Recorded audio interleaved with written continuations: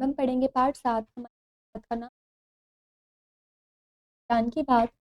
बच्चों, माँ भगवान की सबसे श्रेष्ठ रचना है। उसके जितना त्याग और प्यार कोई नहीं कर सकता। माँ बच्चों के सारे नखरे उठाती हैं, उन्हें प्यार से खिलाती पिलाती।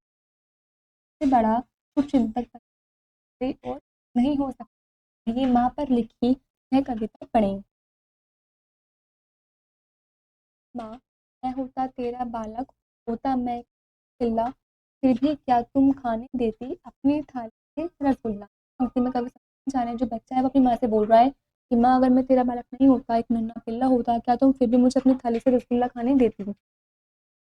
या फिर मुझको झिटक के कहती, दूर हटो ये नटखट, जाओ भागो। या फिर तुम मुझे झिटक कर डांटकर बोलती कि यहाँ से दूर हट जाओ और यहाँ से भाग जाओ। ये होगा तो चला जाऊंगा, कहने पर भी नहीं आऊंगा।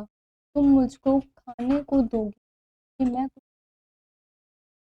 अगर ऐसा हुआ तो मैं चला जाऊंगा, फिर कहने पर भी नहीं आऊंगा। मुझको खाना भी दोगे तो भी फिर भी मैं नहीं खाऊंगा। पंक्ति में बच्चा अपनी माँ से बोल रहा है। माँ, मैं होता तेरा बालक, होता मैं एक हरियल तोता, क्या तुम मुझको बंधी रखती?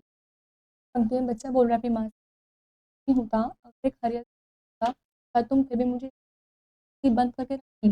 हाँ, मैं पिंजरे में ही सोता, वो लपट के कहती, हरदम खाता रहता है, पेटू कितना है यह तोता, ये होगा तो चला जाऊंगा।